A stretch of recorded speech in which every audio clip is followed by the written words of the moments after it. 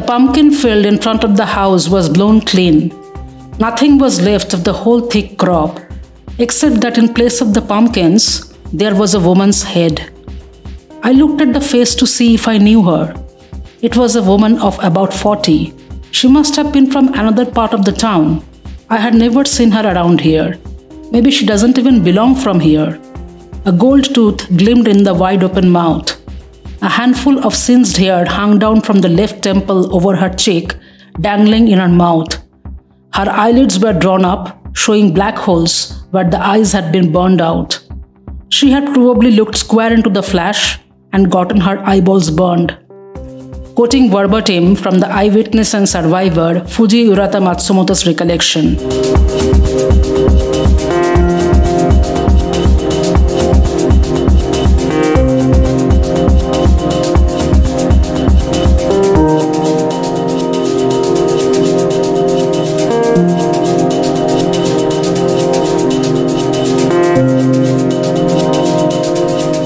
Before I try to present the detailed account of that fated day in front of you, let me put things under the present context.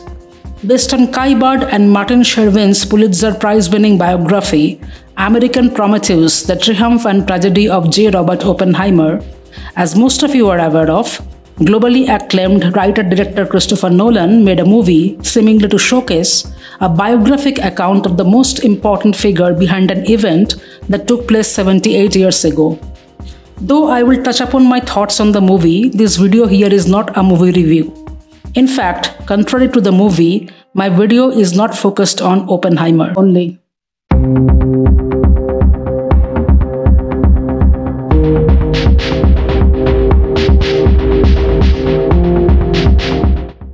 I am going to talk about what happened after the movie was released. Here we are going to explore various controversies together and we'll try to discern the myth from facts. And we may not agree, that's fine.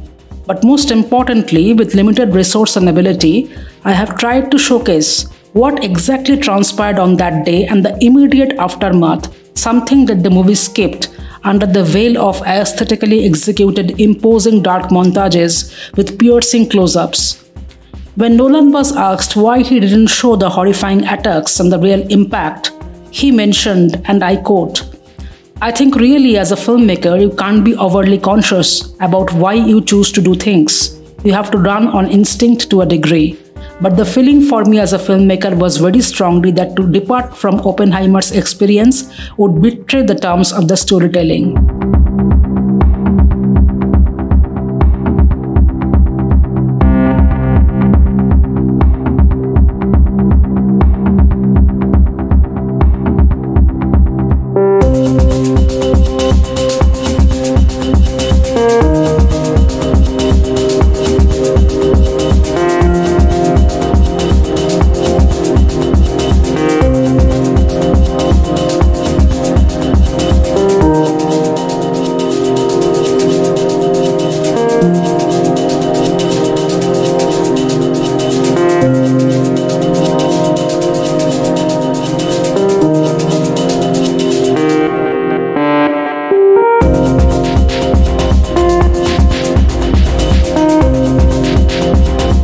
Neither I have any reputation to live up to, nor I am obligated by any book.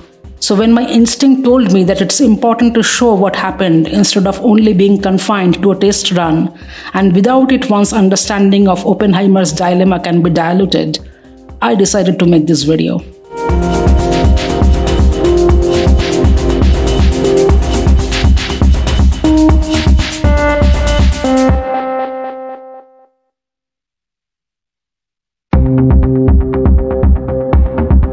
Do you know that the bombing of Hiroshima was depicted with wrong film footage in media for years? Well, the US censorship of the atomic bomb to deliberately distort accounts is unfortunately true. An exclusive DW investigation has discovered that incorrect film footage had been used to depict the Enola Gay's 1945's dropping of atomic bomb on Hiroshima by major media outlets around the world for decades. Also, completely different methodologies used for Hiroshima and Nagasaki bombing in terms of nuclear fission. So you may not like the fact, especially if you have seen Oppenheimer and thought exactly that's how Hiroshima bombing looked like. Plutonium implosion devices are more efficient and powerful than gun-type uranium bombs used in Hiroshima. The amount of concentrated release of explosive energy, the mushroom cloud formation, the nature of devastation consequently are quite different. The second weapon dropped on Nagasaki was called Fat Man and was an implosion-type device with a plutonium core, the kind used during the Trinity Test. Both were nuclear fission weapons though. So what you saw in Oppenheimer closely resembled the Nagasaki bombing. Now DW is a German state-owned international broadcaster. So in spite of getting supporting facts from Los Alamos National Lab, I probed on this further. To quote Australian war specialist and war historian Paul Ham, the Nagasaki bomb being a plutonium bomb, it had far more destructive power.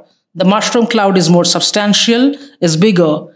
You can tell from comparing the real footage of two bombs that they are showing the wrong one.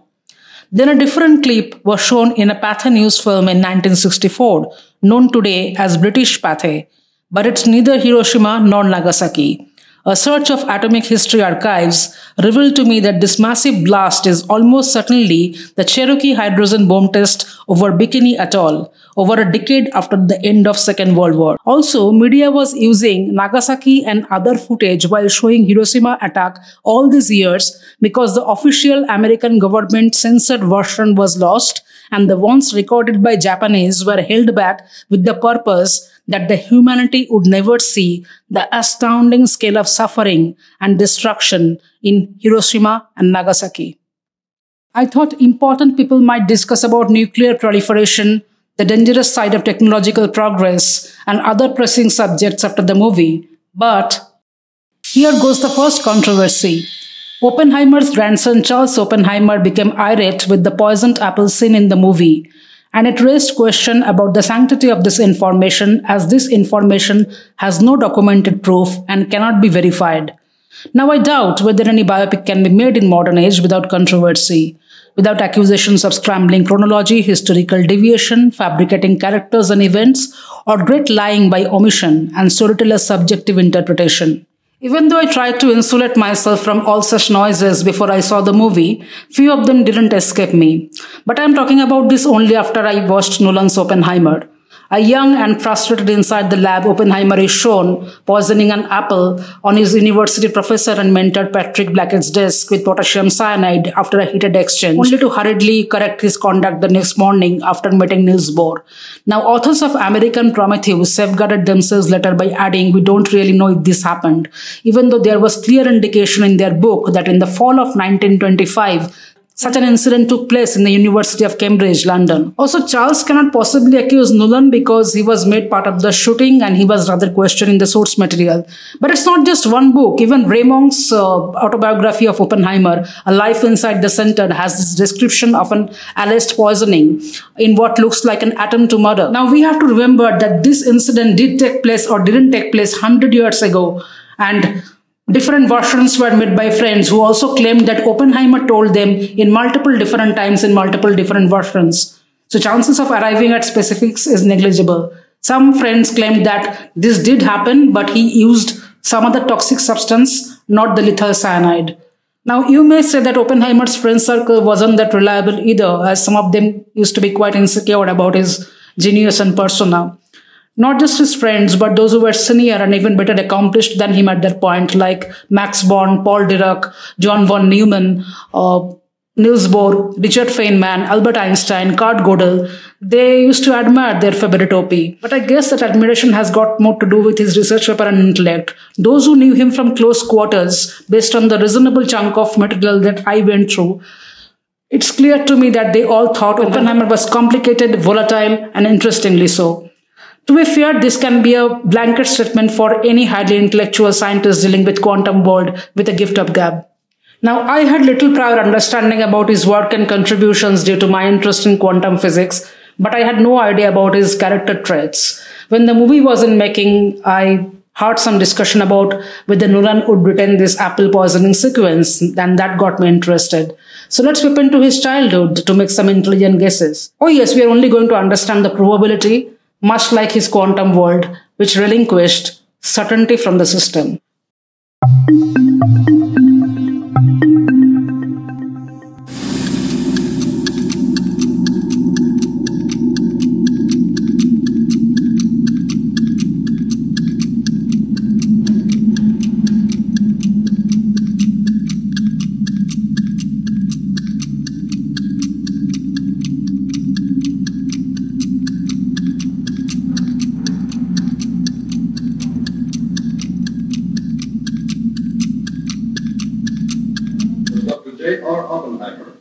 who, assisted by Dr. I. Ravi and others, had directed the making of the bomb itself.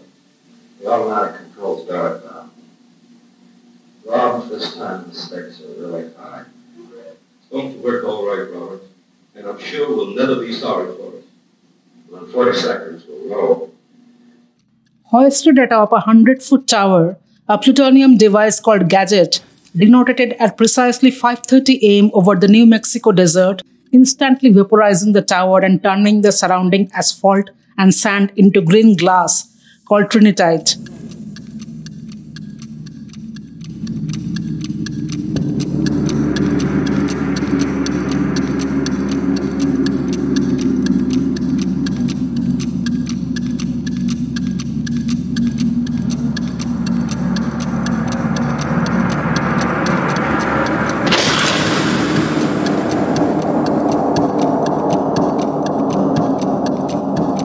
Second after the explosion, an enormous blast sent searing heat across the desert, knocking observers to the ground. Reports from witnesses came from as far as 200 miles away. A forest ranger 150 miles west of the blast said he saw a flash of fire, an explosion, and black smoke. An individual 150 miles north said the explosion lighted up the sky like the sun.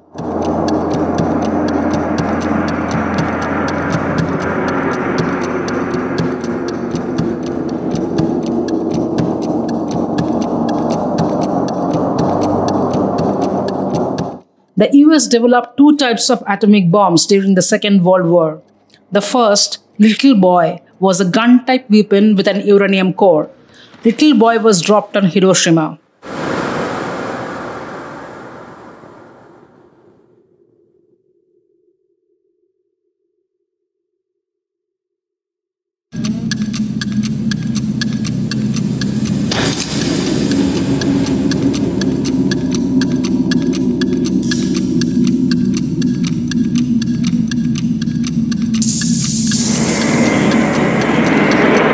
An uranium bullet fired down a barrel into an uranium tub, and together they started a nuclear chain reaction.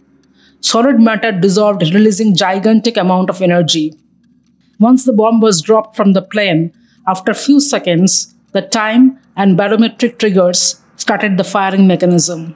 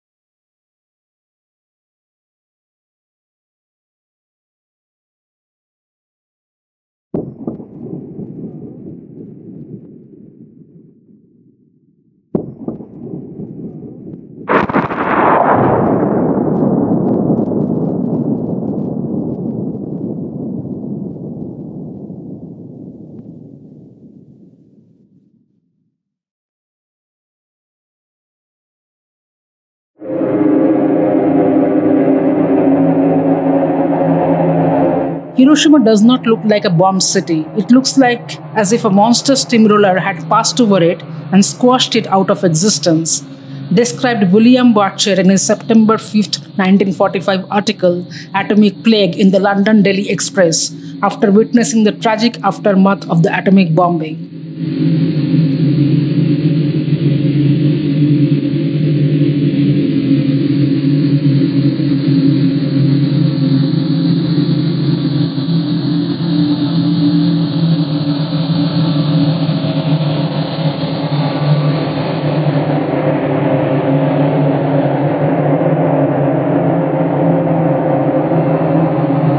Primarily, it was not radiation that killed and burned the people of Hiroshima, like many of us may assume. It was the fire. There was a 10,000-degree flash of intense light, says historian Richard Rhodes. It was like a gigantic sunburn over the entire area. Then there was a flash of neutrons from the fireball that followed, and that was the primary killing mechanism. We will never definitively know how many died as a result of the bombing of Hiroshima. Some 70,000 people are estimated to have perished as a result of the initial blast, heat and radiation effects. Most were vaporized by the initial blast, others were charred beyond recognition by the incredible heat. This included about 20 American airmen who were held as prisoners in the city.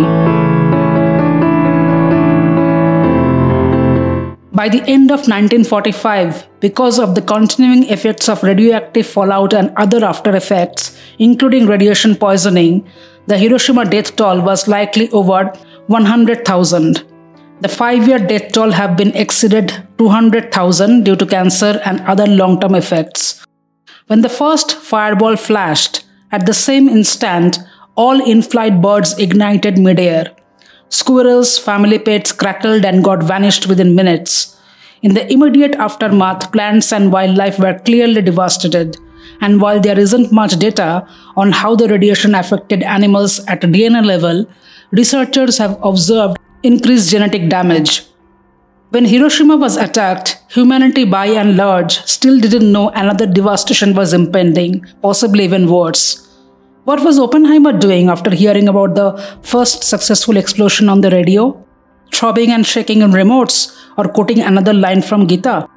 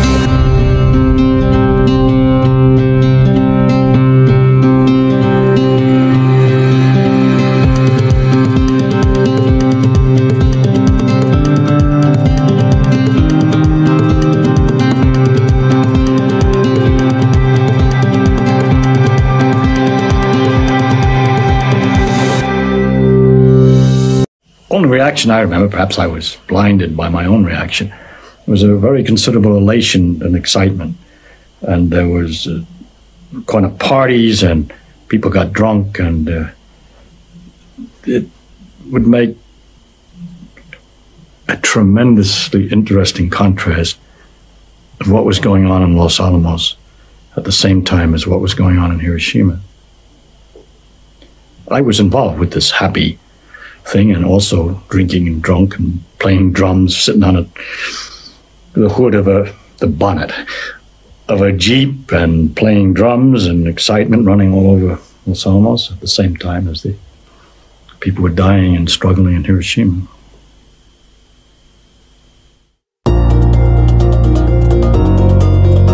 Eccentricities of a brilliant theoretical physicist who preferred to use eloquent rhetoric to understand the universe instead of complex mathematical formula, an avid mineral collector since the age of 5, who also aced in philosophy, literature along with science, who at the age of 9 bragged to his cousin, "Ask me a question in Latin and I will answer you in Greek," who was simultaneously a poet and an audacious expert seller.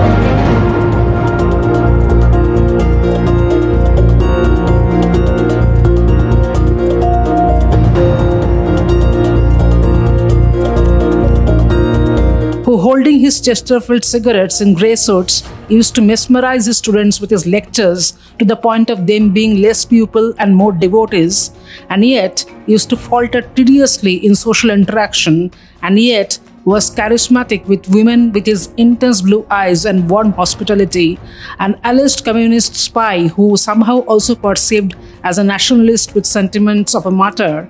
I mean, this life had all elements for a movie, even without any bomb.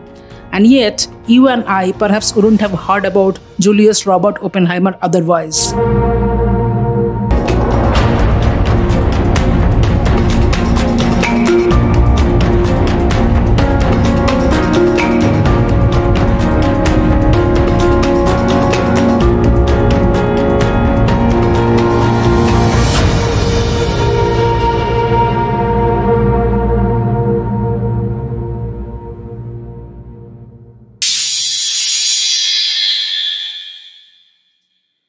I know that these two events are looked at being completely separate, but whether he poisoned the apple or not, if you deeply consider, is somewhat tied with another controversy, whether he quoted from Gita during the Trinity Test.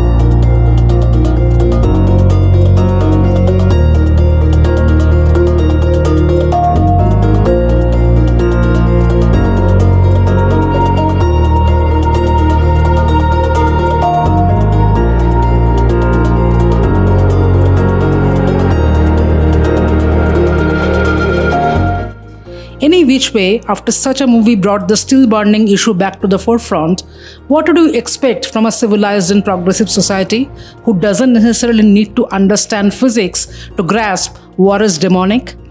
Their girlfriend is showing him a book, which is Gita, of course, because it is all about Gita. And he's reciting slokas from that. So this is an insult to Gita. So it is an assault on our civilization values. It is an assault on Hindu community. Director Christopher Nolan, that he should withdraw this scene from the film. You see, Oppenheimer was a scientist, and he is the father of atom bomb. He had drawn great inspiration from Gita. And this film per se is a good film. It is good for us that the producer and director, they are showing as to how he drew inspiration from Gita. But in that film, they have inserted a shot, a scene which has no relation with reality. That scene is that he is having intercourse with his girlfriend. The girlfriend is showing him a book, which is Gita, of course, because it is all about Gita. And he's reciting slokas from that. So this is an insult to Gita. Gita is a Shama Shatru cha Mitra cha tatha Manapa Manaya Sthitoshna Shukha Dukkhishnu Shama Shangraha Vivarjita Tulya Ninda Stutira Mauni Shantushta Yana Kinachita Aniketa Shiramatira Bhaktimaname Priyanaraha. Those who are alike to friend and foe, equipoised in honor and dishonor, cold and hate, joy and sorrow, to whom praise and insult are the same. Those who are free from all unjust association, those who take praise and reproach alike, who are given to silent contemplation, content comes their way. Without attachment to the place of residence, whose intellect is firmly fixed in me, they are full of devotion for me, and such persons are very dear to me. Chapter 12, Bhakti Yoga, verse 18-19, Bhagavad Gita. So demean the book in such a manner. So it is an assault on our civilization values. It is an assault on Hindu community. And therefore we have written a very strong letter to the director Christopher Nolan that he should withdraw this scene from the film. We knew the world would not be the same. Few people laughed. Few people cried. Most people were silent. I remembered the line from the Hindu scripture, the Bhagavad Gita. Vishnu is trying to persuade the prince that he should do his duty, and to impress him takes on his multi-armed form and says, "Now I am become death, the destroyer of worlds." I suppose we all thought that one way or another. Oppenheimer rejoiced and celebrated by clasping his hands like a prize fighter, soaking in the roaring applause from the crowd in Los Alamos, as it was his moment under the sun, and ironically the brightest moment. After all, within a record 27 months, something that would have definitely made his childhood bullies shooketh to the core, a cutie just gifted the world its first weapon of mass destruction. Oppenheimer's feeling of triumph evaporated in the months after the destruction of Nagasaki, caused by another atomic bomb 3 days after Hiroshima.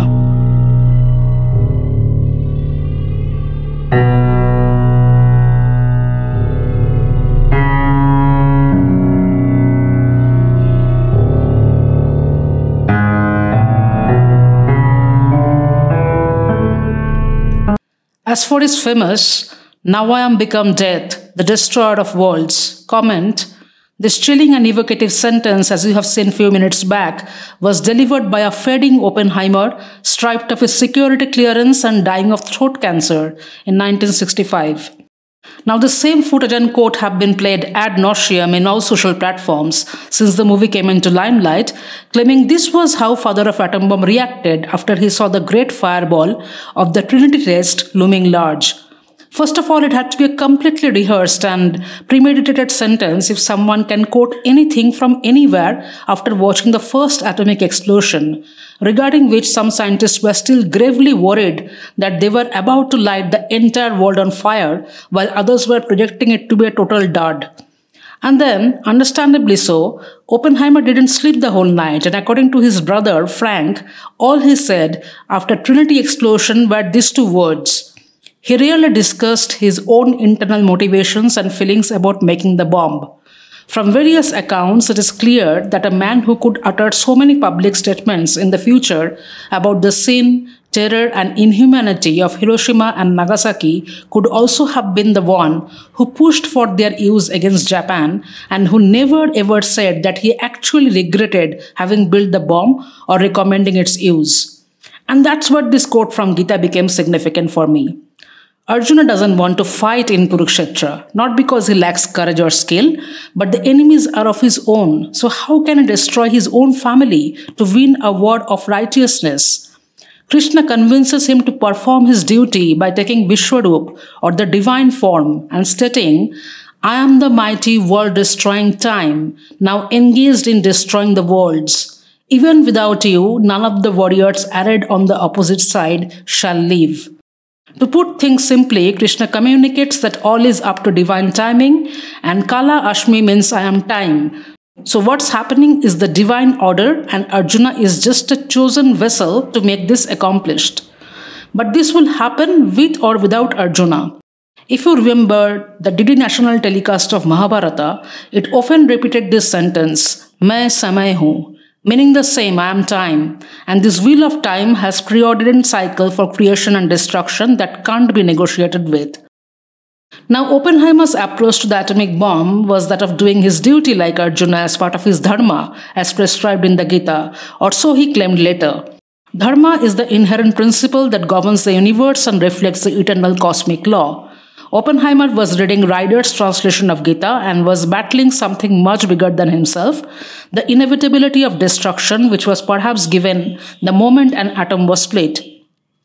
Not sure who he cast in his mental image as Krishna, and my flippant guess is President Truman, in front of whom he failed to wash his blood on hands and instead got humiliated. But Oppenheimer misconstrued or purposefully changed the sentence to reflect his obligation towards his scientific duty, or dharma, superseding his moral obligation towards fellow human, which eventually builds one's karma. Now, the gentleman who wrote to Nolan had no problem with the movie with intricacies of such interpretation. His only issue, as you heard, was fusion of sacred Gita with intimate moment of the protagonist and his girlfriend. I don't think that merits any explanation beyond serving a certain comical value, which it already did. But just in case, let me state that the Rig Veda, India's earliest Hindu sacred text, written around 1500 BC, revels in the language of sensual pleasure, and India has a rich tradition of eroticism, almost spiritual, which was never contested with morality till a certain Hindu Puritanism came in. In fact, the concept of sin doesn't exist in the original ancient version of Hinduism. And what was referred to as papa or papam wasn't considered as any crime. Yes, we were truly progressive, if not enlightened, once upon a time.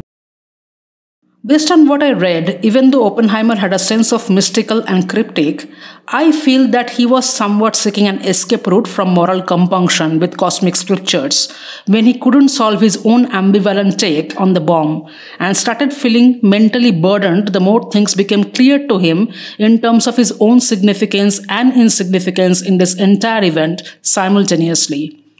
For sure, he wasn't the only person responsible for the mayhem that was still to follow, but I almost smell a certain martyr complex in his character. If you really want to know about him, I would suggest this book by Abraham Paes, who himself was a Dutch-American physicist and science historian.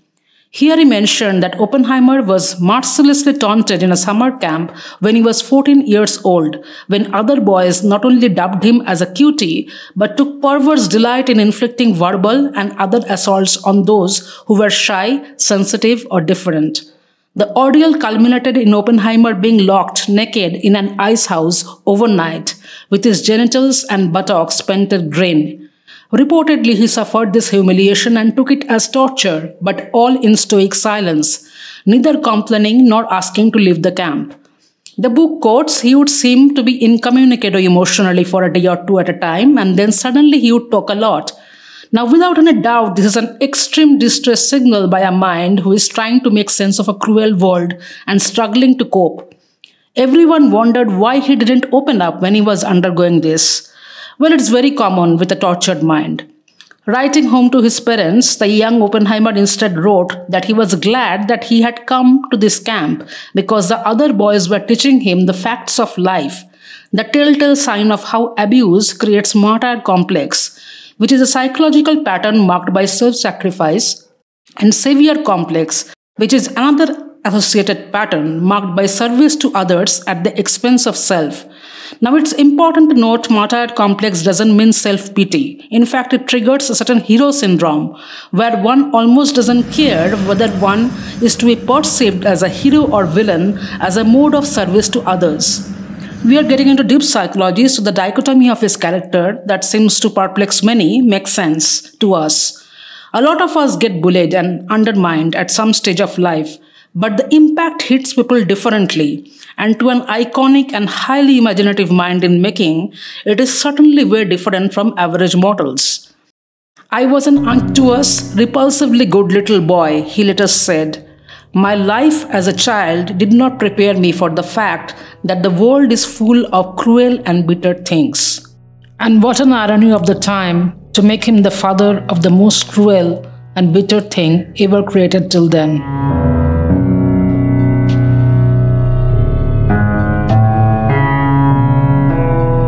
It all started with Einstein's letter. When Einstein learned that the Germans might succeed in developing an atom bomb, he wrote to President Franklin Roosevelt with his concerns in 1939. He came to regret taking even this step.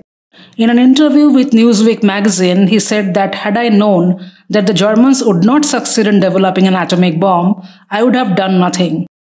Some researchers believe that Nazis conducted crude nuclear experiments, but what Germany lacked was enough fissile materials such as enriched uranium to make a full-size functioning nuclear bomb, along with cooperation among scientific communities.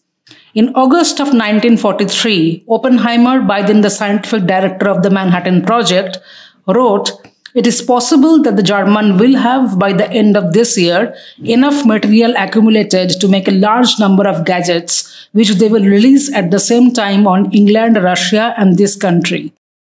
Berlin historian Rainer Kalsch claims that the Nazis conducted 3 nuclear weapons tests in 1944 and 1945, but he has no proof to back up his theories.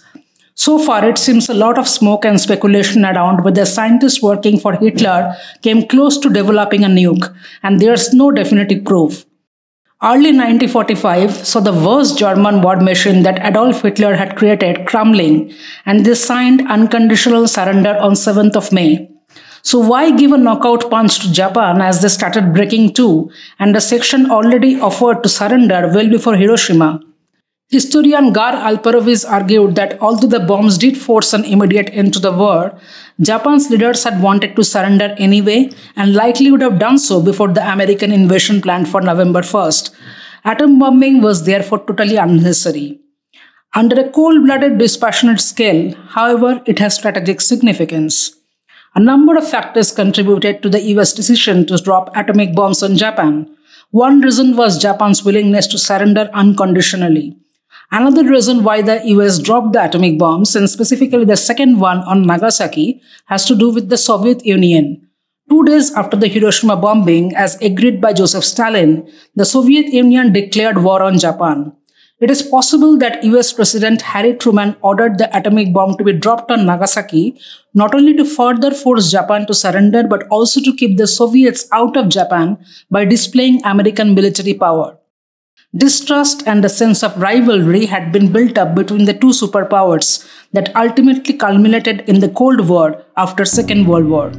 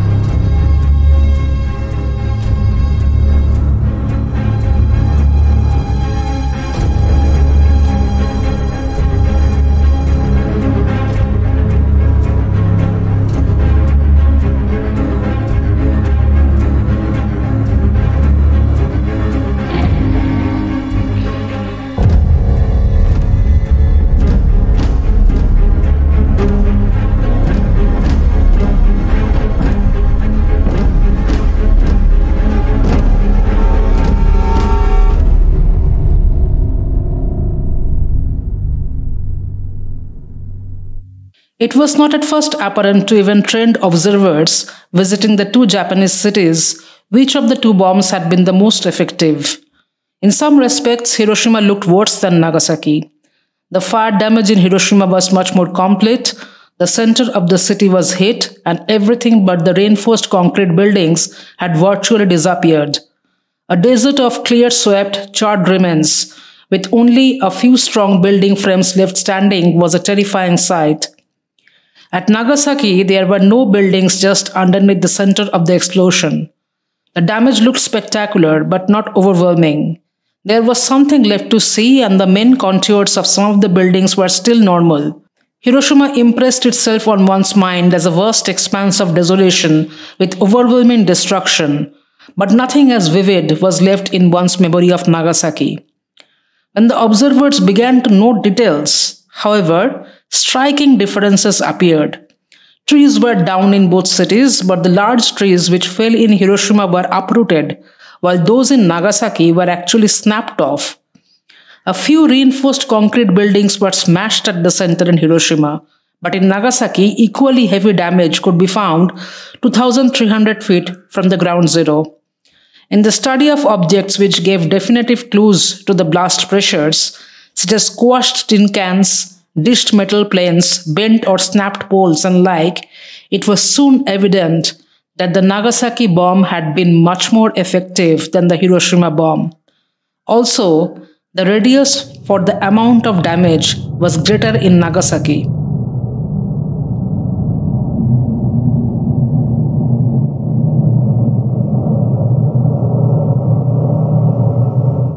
In both cities, bodies described as boiled octopuses littered the destroyed streets. Children, tongues swollen with thirst, pushed floating corpses aside to soothe their scalded throats with bloody river water.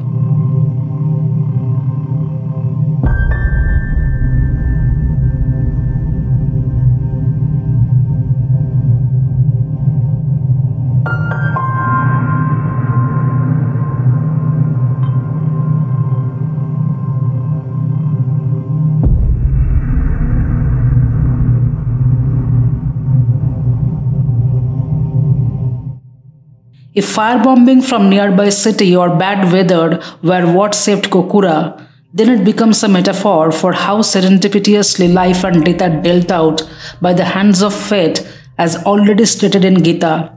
It doesn't matter whether Arjuna battles or not, the outcome has been decided and sealed.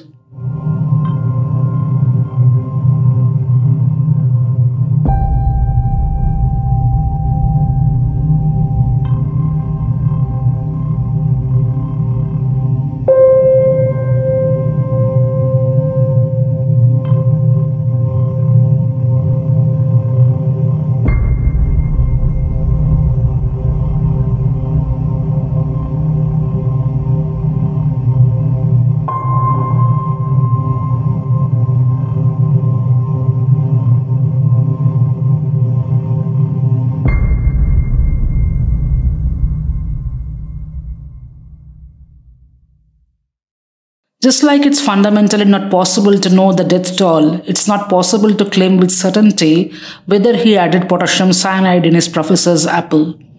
Apparently, Cambridge was about to suspend Oppenheimer, but with his influential and rich parents into the mix, along with stellar academic record, he got saved, but needed to undergo psychiatric treatment.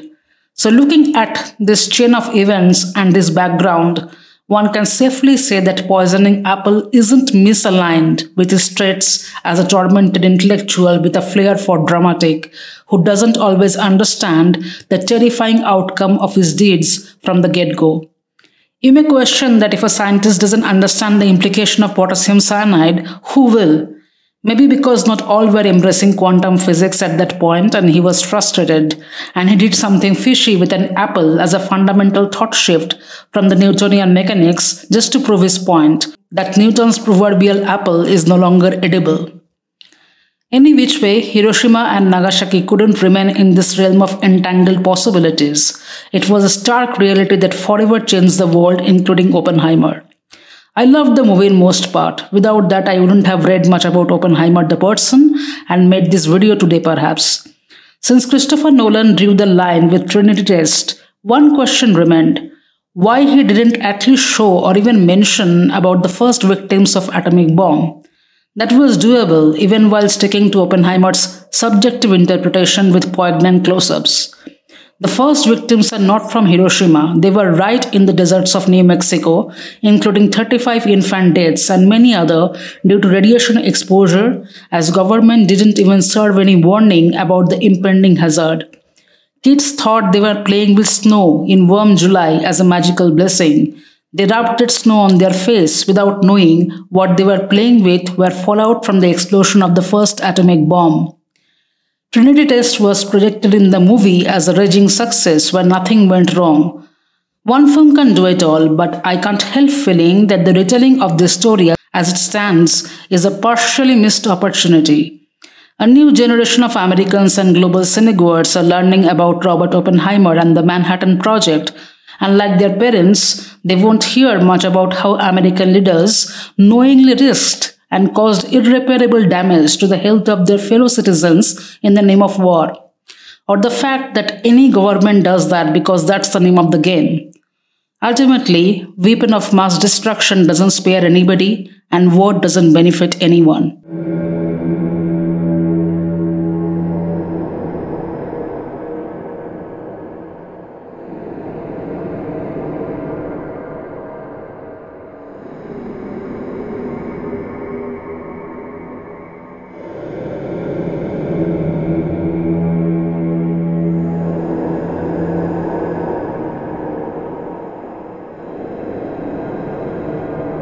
I read so many heart-wrenching stories while doing my research that I felt very heavy, and then almost as an escape, I thought about a very humorous piece of news about nuclear weapon. And you might be wondering how is that possible, because any news around it has to be somber. Former US President Mr. Donald Trump once allegedly mentioned about nuking an impending hurricane. It's just the right kind of cushion, just the right relief that I needed in order to continue making this video. By the way, this is my first subscriber requested video, and you can also similarly request to me, and if the topic suits me and sounds doable by me, then I definitely would consider making a video on that topic. On that note, please take care.